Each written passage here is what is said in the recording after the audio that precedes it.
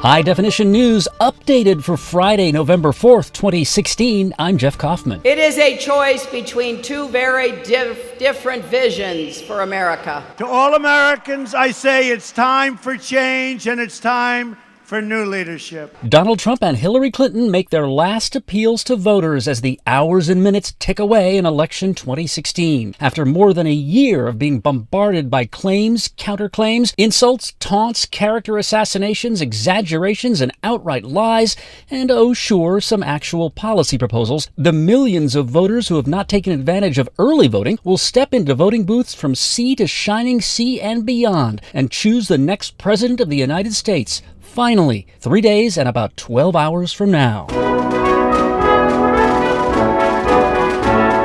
You have only one more weekend of all of this to endure, and if the poll results out today are accurate, on one question, Americans are united like they have never been before. A new CBS News New York Times survey finds that 82% of us are disgusted by the campaign. 13% are excited, 3% just don't know. 30 million people have already voted in the 38 states, including California, that allow early voting. Several national polls report that the race between Hillary Clinton and Donald Trump has become neck and neck over the past few days. But the presidential race is not a national election. It's 50 separate state elections. The candidate who rolls up at least 270 electoral votes wins. And by that measure, polls show Clinton with an easier path to 270 than Trump. She campaigned first today in must-win Pennsylvania, then Detroit. I gotta say, when I hear my opponent talk about America, I don't recognize the country he's talking about.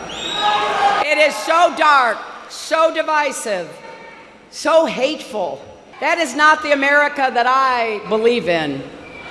I believe that we should have a confident, optimistic, inclusive vision of where we're going and how we're going to get there. Clinton will be in Cleveland tonight, where Jay-Z will join her on stage. Donald Trump also hit Pennsylvania today, along with New Hampshire and all-important Ohio. This was Wilmington, Ohio. Can you imagine 4 years of Hillary Clinton? No, I mean, seriously.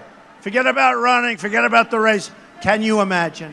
4 more years of ISIS, 4 more years of high taxes, 4 more years of nothing but problems. We are fighting to save everything. Honestly, we're fighting to save everything. The surrogates for both candidates will be busy all weekend. President Obama was out stumping today for Clinton in North Carolina. Bill Clinton was in Colorado, and Vice President Biden was in Wisconsin. Tonight, Bernie Sanders addresses a Clinton rally in Nebraska, and Stevie Wonder is the headliner at a Clinton campaign concert in Philadelphia. Donald Trump's sons, Eric and Donald Jr., campaigned for their dad today in Arizona, New Mexico, and Michigan. Both Clinton and Trump have bought time on the TV networks for commercials running 2 minutes in length that will run between now and Election Day. When Election 2016 is finally history, to the relief of that 82% at the very least, one of the many themes that historians will chew on is news coverage. People inside and outside of the news business say this campaign has changed the nature of political journalism, for better and worse. Reporters and editors are more willing now to call out candidates who say something that's objectively, demonstrably not true. For decades, many news people have tried to avoid the appearance of favoring one side or the other by hiding behind the false equivalency of what's known as he said, she said reporting. He said the moon is made of green cheese. She said it's common knowledge that the cheese is New York cheddar. The candidates seem willing to let voters cut the cheese. Yeah, that's a silly example, but it illustrates the kind of reporting that has long dominated American journalism, and not just in election years. Because Donald Trump has stubbornly stuck to claims that have been disproved and refused to accept evidence that does not support his assertions, reporters have been forced to call him out or look foolish themselves. Trump sees that as bias and says so often, but he almost never condemns reporters by name as individuals. He usually hurls abuse at the media, that monolithic, single-minded creature he believes is out to sabotage his campaign and, for that matter, America. But Trump does sometimes ridicule individual reporters. His favorite target over the last year has been the correspondent NBC News assigned to cover his campaign, Katie Tur. A person in our government, crooked Hillary Clinton. Here's what gives me, well, be quiet. I know you want to, save her. That a person in our government, Katie. What a lie it was from NBC. She's back there, little Katie. She's back there. What a lie it was.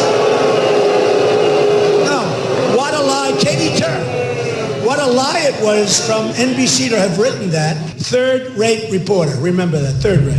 Oh, give me a break, Katie. Go ahead, next question. It sounds good. It's a wrong statistic. Check your numbers. It's none of your business. It's really none of your business. By the way, you're going to mention the ones that do like Trump?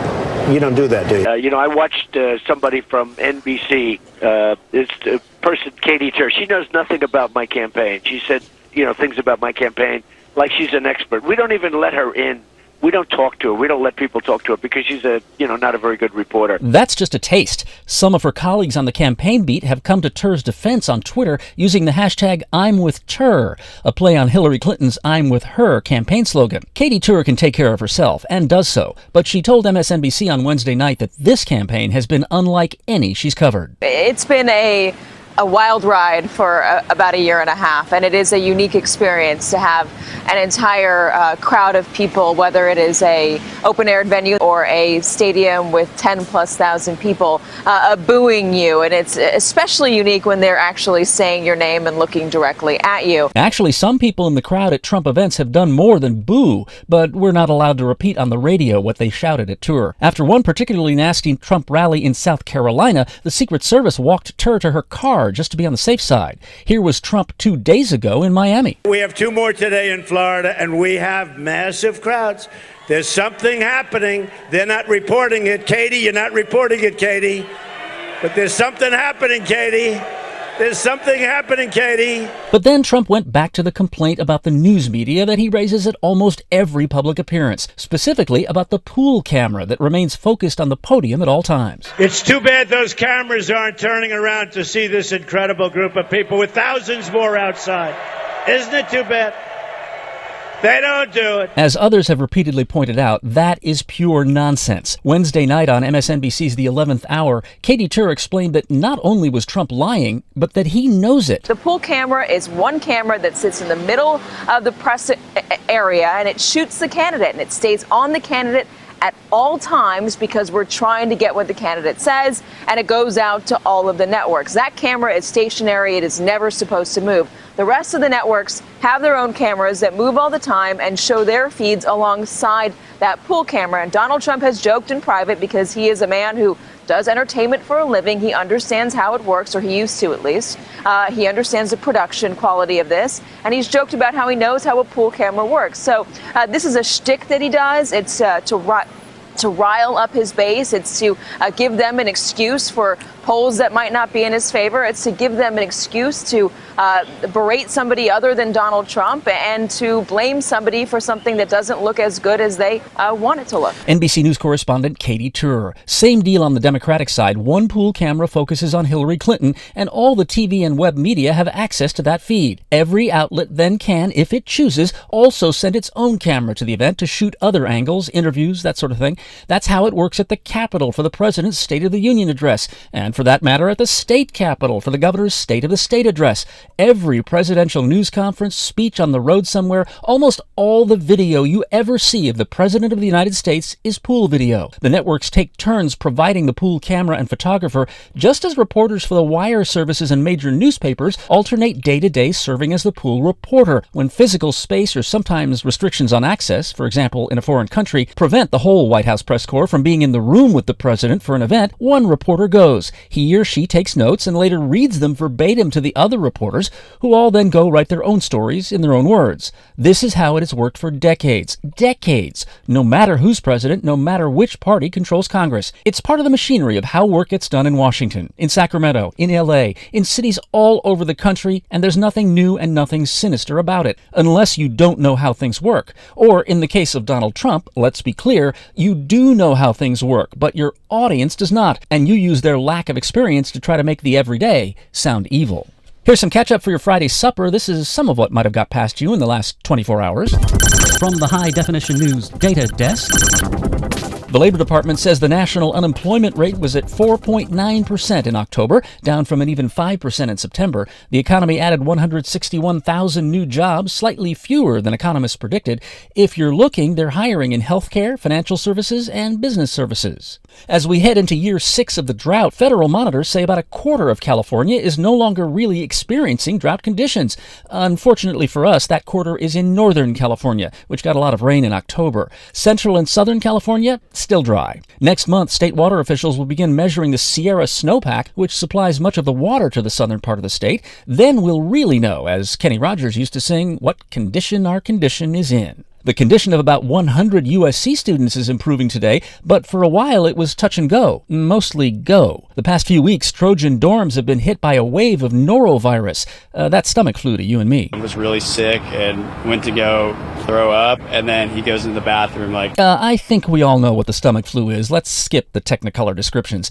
USC says the number of new cases has been decreasing since it began reminding students how to stay healthy, and those reminders apply to everyone as the flu season gets underway. Wash your hands. Use soap and water, not hand sanitizer. Stay away from people who are sick. Get plenty of rest. And if you get sick, give everybody else a break. Stay home and don't go back to work or school until you have had no symptoms for a full 24 hours.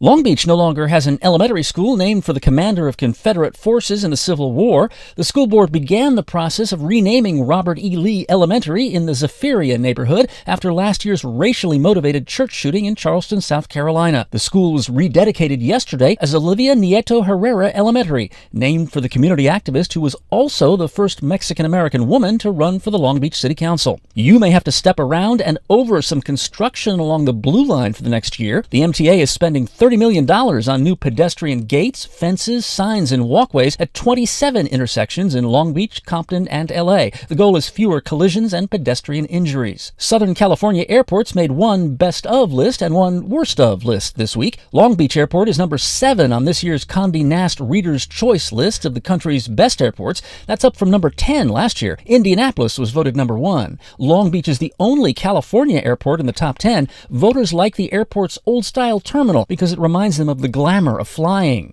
Glamour is not a word most people associate with LAX, but lack of glamour is not the reason a different survey named LAX one of the country's worst airports. The travel website thepointsguide.com says for the 30 busiest airports in the U.S., it crunched figures on flight delays, flight cancellations, security checkpoint wait times, travel times to and from the airport for both drivers and people who rode public transportation, parking fees, Wi-Fi availability, and the number of places to eat. LAX came in 22nd place out of 30. Phoenix Sky Harbor was ranked best. New York's LaGuardia came in last. When Harvey and Bob Weinstein started their own independent movie distribution company in New York in the 1970s, they hired their mom, Miriam, as their receptionist. But Miriam Weinstein's greatest contribution to her son's business was her name. Harvey and Bob named their company after their mom, Miriam, and their dad, Max. Miramax Films grew into one of the most important and influential independent film production companies during the golden age of the independents in the 1990s, responsible for films like The English Patient, Shakespeare in Love, and Chicago. The brothers eventually sold Miramax to Disney for $60 million. Max Weinstein died in 1976, and today we learned that Miriam Weinstein died the day before yesterday in Connecticut. She was 90. K-Star sounds like a radio station, and it was in Southern California for a few years, but to your parents and grandparents, K-Star did not play records, she made them. The wheel of fortune goes spinning around. They were trying to waltz to a rock and roll song, but travel along, singing a song side by side. Side by Side there. Before that, her number 1 hit from 1954, Rock and Roll Waltz. And before that, the song she's probably best known for, Wheel of Fortune, which went to number 2 in 1952. Just 3 of K-Star's many hits. She began singing in the 30s, was at the peak of her fame in the 50s, was still on stage in the 70s, and sang a duet with Tony Bennett on an album of his in 2001. Billie Holiday once said that K-Star was the only white woman who could sing the blues. It was Alzheimer's. Yesterday in LA, K-Star was 94. Finally, does anybody really know what time it is? Does anybody really care? You'll care on Monday morning if you don't set your clocks back 1 hour before you go to bed Saturday. 2 a.m. Sunday, we fall back to standard time. Does anybody really have any clocks at home anymore? Your mobile phone company will automatically reset the clocks on your phones and tablets, and Windows and Apple OS will reset your computers and laptops. You'll need to take care of that grandfather clock in the front hall yourself, but no need to reset your sundial. Now you know what we know. I'm Jeff Kaufman, High Definition News.